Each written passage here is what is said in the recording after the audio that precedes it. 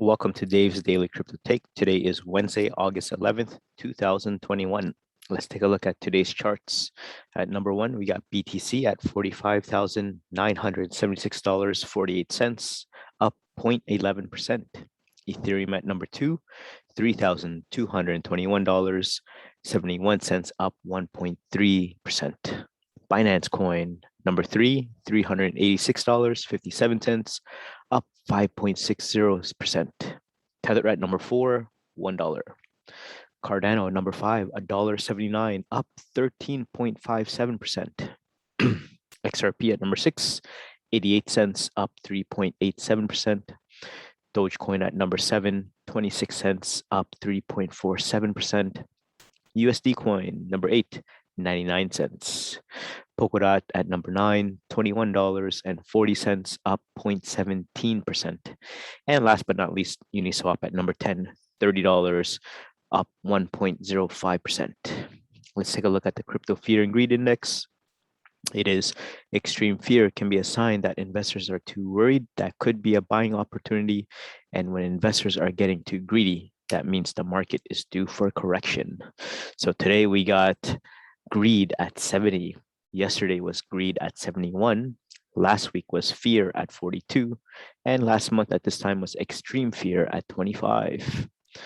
So today we got 5 articles. Let's take a look at the table of contents. Article number 1 is Billionaire Mark Cuban issued a serious crypto warning even as Bitcoin nears a $50,000 price. Article number 2, how does Bitcoin mining work? Article number 3, hackers start to return some of the $600 million they stole in one of the biggest crypto heists. Article 4, 4 ways to earn free Bitcoin without any hassle. And last but not least, the main topic today is the White House says closing the tax gap will help pay for the $1 trillion infrastructure bill. Here's what that means. All right, so before we get into the articles, I just want to say thank you so much for all my listeners and my watchers. If you're in the podcast space, check me out on Spotify, Google, and Apple. And if you're in the YouTube space, please like, share, and subscribe. It helps the channel out. So let's take a look at article number 1. Billionaire Mark Cuban issued a serious crypto warning, even as Bitcoin nears a $50,000 price.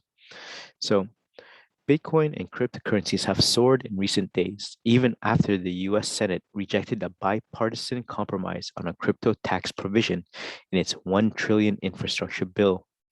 The Bitcoin price has added almost 20% over the last week, climbing to over $45,000, its highest since mid-May, while smaller cryptocurrencies, including Ethereum, Dogecoin, and Uniswap, have climbed even higher.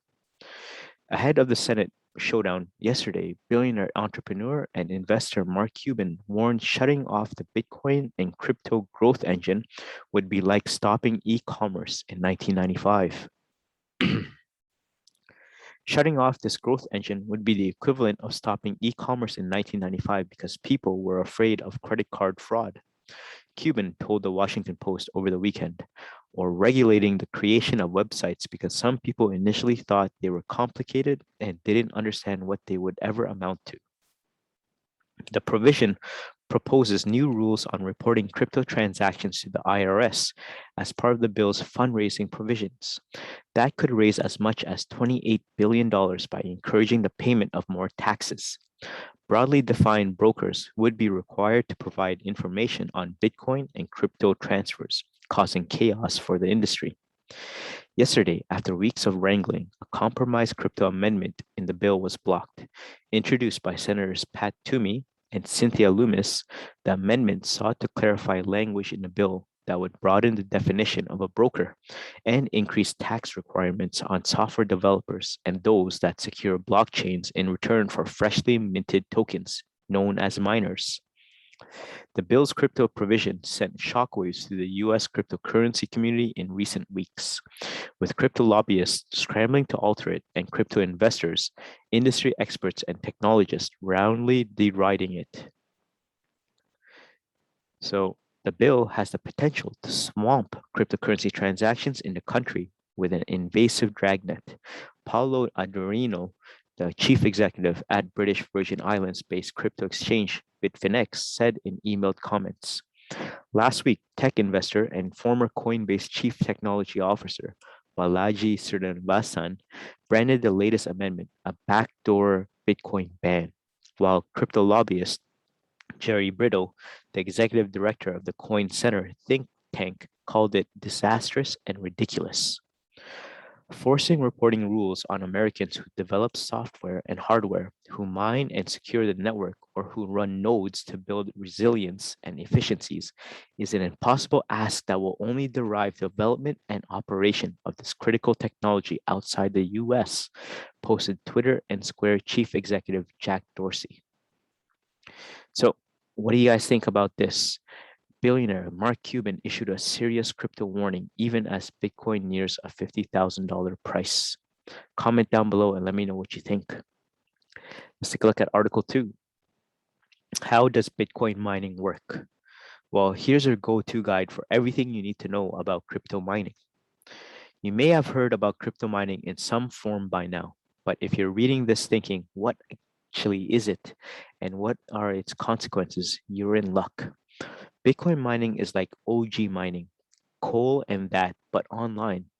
The process has similarities. You have to get equipment, an ASIC miner computer, very good Wi-Fi, electricity, some fans, maybe, and then you use a lot of energy completing a task of sorts, which generates fresh new Bitcoin.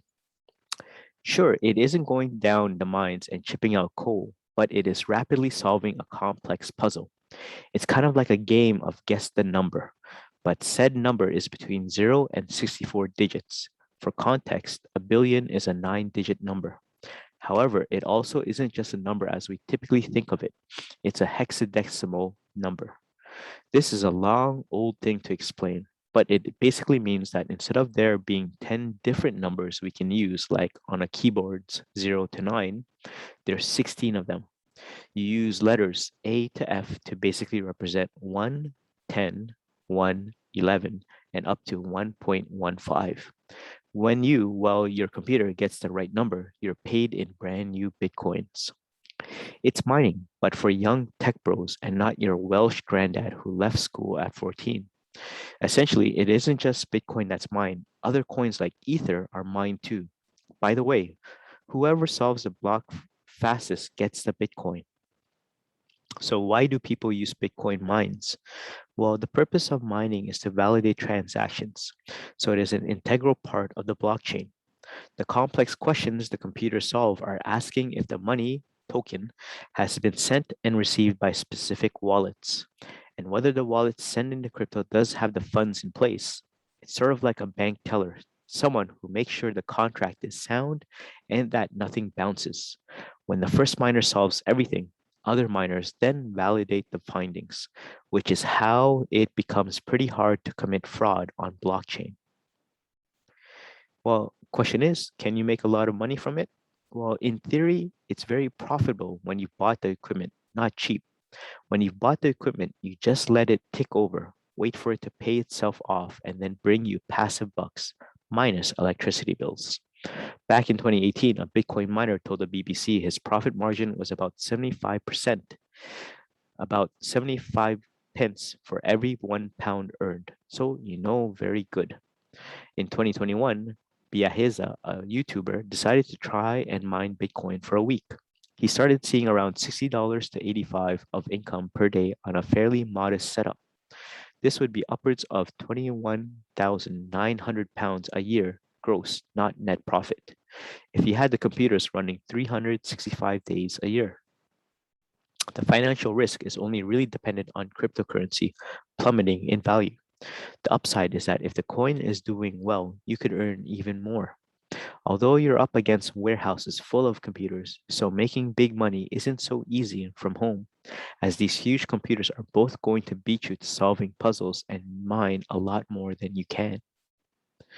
Okay, so what's the catch? Well, there's a big environmental toll with crypto. We've written a little on that here, and it's pretty concerning for sure. However, the argument crypto enthusiasts mention is that vast carbon footprint of mining metals for physical coins, along with that of running banks, physical vaults, and the rest of the financial world. They say that when you compare crypto to paper currency, it isn't as bad as it seems when it's looking at it alone. There's also green initiatives taking place in crypto, which do things like reward miners for using green energy. Solar coin is an example. Well, any other problems? Well, certain countries have other issues with mining, like China, which has recently cracked down on Bitcoin miners. This is mainly because it's a coin that could disrupt the state currency and economic growth. So it's more of a challenge against cryptocurrency in general than specifically Bitcoin mining. Bitcoin just happens to be the biggest crypto coin by a long way, making it a priority for the Chinese government to stop people from mining it. The crackdown did cause concern for the crypto world, knocking off about half of Bitcoin's value at one point. This is because, despite crypto's whole thing being that it's a decentralized currency, well over half of all Bitcoin is currently mined in China. So there you guys have it. How does Bitcoin mining work? Comment down below if you already knew all of these facts, or is there anything that you would like to add to this article? Comment down below. Let me know what you think. All right, let's keep on going. Article number 3. Hackers start to return some of the $600 million they stole in one of the biggest crypto heists. So 3 main points in this article. Article has 1, more than $600 million was stolen in what is likely to be one of the biggest cryptocurrency thefts ever. 2, hackers exploited a vulnerability in Poly Network, a platform that looks to connect different blockchains so that they can work together. And 3, in a strange turn of events, Wednesday, the hackers began returning some of the funds they stole. Hackers have started returning some of the $600 million they stole in what's likely to be one of the biggest cryptocurrency thefts ever. Cyber criminals exploited a vulnerability in Poly Network, a platform that looks to connect different blockchains so that they can work together. Poly Network disclosed the attack Tuesday and asked to establish communication with the hackers, urging them to return the hacked assets. A blockchain is a ledger of activities upon which various cryptocurrencies are based. Each digital coin has its own blockchain and they're different from each other. Poly Network claims to be able to make these various blockchains work with each other. Poly Network is a decentralized finance problem and platform. DeFi is a broad term encompassing financial applications based on blockchain technology that looks to cut out intermediaries, such as brokerages and exchanges. Hence, it's dubbed decentralized. Proponents can say that this can make financial applications such as lending or borrowing more efficient and cheaper. The amount of money you hacked is the biggest in DeFi history, Poly Network said in a tweet. So hacker starts to return the funds. In a strange turn of events, Wednesday, the hackers began returning some of the funds they stole. They sent a message to Poly Network embedded in a cryptocurrency transaction saying they were ready to return the funds. The DeFi platform responded requesting the money to be sent to 3 crypto addresses. As of mid-May and midday London time, more than $4.8 million had been returned to the addresses. I think this demonstrates that even if you can steal crypto assets, laundering them and cashing out is extremely difficult due to the transparency of the blockchain and the use of blockchain analytics. Tom Robinson, chief scientist of blockchain analytics firm Elliptic, said via email. In this case, the hacker concluded that the safest option was just to return the stolen assets. Once the hackers stole the money, they began to send it to various other cryptocurrency addresses. Researchers at security company Slow Miss said a total of more than $610 million worth of cryptocurrency was transferred to 3 addresses. Slow Miss said in a tweet that its researchers had grasped the attacker's mailbox, IP, and device fingerprints, and are tracking possible identity clues related to the Poly Network attacker. The researchers concluded that the theft was likely to be a long-planned, organized, and prepared attack. Poly Network urged cryptocurrency exchanges to blacklist tokens coming from the addresses that were linked to the hackers. About $33 million of Tether that was part of the theft has been frozen. Changpeng Zhao, CEO of major cryptocurrency exchange Binance, said he was aware of the attack. He said Binance is coordinating with all of our security partners to proactively help, but that there are no guarantees. We will take legal actions and we urge hackers to return the assets, Poly Network said on Twitter. So DeFi hacks on the rise. DeFi has become a key target for attacks. Since the start of the year until July, DeFi-related hacks totaled $361 million, an increase of nearly 3 times from all of 2020, according to cryptocurrency compliance company CipherTrace. DeFi-related fraud is also on the rise. It's in the first 7 months of the year, it accounted for 54% of total crypto fraud volume versus 3% of all of last year. So there you guys have it. What do you think about this? Hackers start to return some of the $600 million they stole in one of the biggest crypto heists. What do you think? Do you think hackers doing this action was a smart move? Or do you think they could actually launder and make use of the money that they stole? Comment down below and let me know what you think. All right, I'd like to take the time out right now just to say thank you so much for listening to my podcast so far. I've been looking at the analytics and I've been really happy to see a lot of people around the world listening to the podcast, whether you're on Apple, Spotify, or Google. And if you're on the YouTube space, again, thank you so much for liking and commenting on my videos because it does help me understand what type of videos and topics you guys want to hear more about. So again, thank you in advance for all your support. Let's keep on going. Article number 4, 4 ways to earn free Bitcoin without any hassle. Whether or not you want to invest your hard-earned money into Bitcoin and other cryptocurrencies, the fact remains that having some exposure in crypto is now part of a well-rounded investment strategy. Lucky for you and the rest of us, getting some Bitcoin exposure doesn't have to cost you much money, or in some cases, any money at all. That's right, there are a lot of ways to get free Bitcoin, some less complicated than others. Today, we are going to focus on a few of the most passive ways to get your hands on more Bitcoin. Because if we have learned anything over the last decade, it's that Bitcoin keeps going up and you need to get on the rocket ship. So, 3 ways to earn free Bitcoin easily.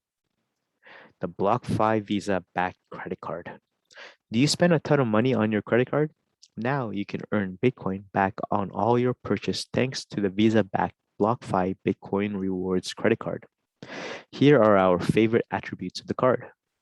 Earn 3.5% rewards up to $100 in Bitcoin for the first 90 days. Earn an unlimited 1.5% back in Bitcoin on every purchase. Earn 2% back on purchases made after spending $50,000 on a card in a calendar year. Any cardholder who also holds a BlockFi trading account will earn up to $500 BTC per month based on their trading volume. No foreign transaction fees and no annual fees. Lolli. Do you do most of your shopping online? Then Lolli is the perfect way for you to get Bitcoin back on all of your purchases. Lolli works like most cashback sites, except instead of cash, it gives you back Bitcoin. A few of the hundreds of companies that offer cash back through Lolli include Nike, Samsung, Adidas, 1-800-Flowers, Best Buy, Bloomingdale's, CVS, Hilton, eBay, Macy's, Marriott, Office Depot, and Office Max, Old Navy, Topman, and Walmart. Lolli even provides you $5 in Bitcoin for every friend you refer who joins the platform. You get free Bitcoin, they get free Bitcoin, everyone wins. If you want to supercharge your free Bitcoin earnings, you could even combine Lolli with your BlockFi credit card to even more Bitcoin back on every purchase. Getting your Bitcoin from your Lolli account is easy. Once your balance reaches $15 and once the merchant's reward locking period has expired, you can transfer or withdraw from your account. 3. Take surveys to earn free Bitcoin. Taking surveys is a pretty easy way to pass the time and earn free cash with sites like Swagbucks or even free Bitcoin. If you're looking to take surveys to earn free Bitcoin, one of our favorite sites is Survey Time. With survey time, you will be paid in cash for every survey completed. The company pays a fixed rate of $1 per survey. There is also no minimums for payouts, which means you can cash out your earnings almost immediately. 4. Bitcoin interest account. With a BlockFi interest account, you can earn up to 5% annual interest on Bitcoin. The interest on your Bitcoin is compounded monthly, meaning you can continue to earn over time. The one caveat to this method of earning Bitcoin is that you need to already own some Bitcoin. But even if you only own a small amount, BlockFi doesn't have minimums to earn interest. So your account will begin to earn interest on day one. So what do you guys think about these 4 ways to earn Bitcoin free without any hassle? Comment down below and let me know what you think about these 4. And if you have any other ideas, comment down below and let me know what you guys think. All right, let's take a look at the last topic, the main topic for today. It is the White House says closing the tax gap will help pay for the $1 trillion infrastructure bill. Here's what that means. The $1 trillion bipartisan infrastructure bill passed the Senate on Tuesday with a 69-30 vote, promising to pour $550 billion into the nation's crumbling bridges and roads, as well as into airports and electric vehicle infrastructure. The White House proposed several financing resources, and for the spending, one of which is providing the Internal Revenue Services IRS with nearly $80 billion so that it can close the so-called tax gap. Provisions within the Biden administration's fiscal 2022 budget would help bulk up the service if they are supported by lawmakers. The proposal would help the IRS to recoup $700 billion worth of additional tax revenue over the next decade, according to the Treasury's Office of Tax Analysis, which could go toward the infrastructure bill's $1 trillion tab. So what is the tax gap? Well, put simply, the tax gap is the difference between the estimated amount of taxes the IRS is owed and the amount that it receives each year. It's a true tax liability that the IRS can compute versus what is actually paid voluntarily and timely, explains Mark Steber, Chief Tax Officer for Jack Hewitt Tax Services. The IRS estimates that 83.6% of taxes are paid voluntarily and on time, and that ultimately 85.8% of taxes are collected after enforcement. The most recent estimate from the IRS puts the tax gap at $441 billion per year, calculated using data from the 2011, 2012, and 2013 tax years. That number shrinks slightly to $381 billion when late payments and the IRS enforcement efforts are taken into account. Earlier this year, IRS Commissioner Chuck Reddick told the Senate Finance Committee that the current gap is approximately $1 trillion, thanks in part to the growing popularity of cryptocurrencies, whose taxable transactions the IRS did not make a priority until recently. A Treasury analysis released in the spring said that if all things remain the same, the gap will rise to $7 trillion over the course of the next decade. In addition to losing more than 33,000 employees between 2010 and 2020, including those auditing returns and collecting unpaid taxes, the IRS has been dealing with a backlog of pandemic-related tax issues. CNBC previously reported that while the number of millionaires have nearly doubled since 2012, tax audits have dropped by 72% to 11,331 in 2020 from 40,965 in 2012. The IRS not only has less people than it had last decade, they've received a great many new responsibilities that they have to take care of, Steber said, citing cryptocurrencies, new tax credits, and stimulus checks as extra work on its plate. Closing this gap, the White House argues it will help the government recoup billions of dollars that is already owed and use those funds to fuel new initiatives. So, what do you guys think about the White House says closing the tax gap will help pay for the $1 trillion infrastructure bill? Here's what that means. Comment down below and let me know what you guys think and what's your opinion about it. All right, let's take a look at the prices one last time before we head out. At number 1, BTC, $46,300. Ethereum, number 2, $3,243. Binance Coin, $393. Tether, $1. Cardano, $1.83. XRP, 89 cents. Dogecoin, 26 cents. USD Coin, 99 cents. Polkadot, $21. And last but not least, Uniswap at $30. So there you guys have it. Thank you so much for listening to my podcast and making it away to the end. If you're on the podcast realm, check me out on Apple, Spotify, and Google.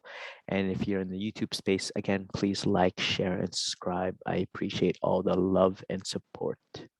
So I hope you guys have a great crypto day, and I'll see you in the next one. Peace.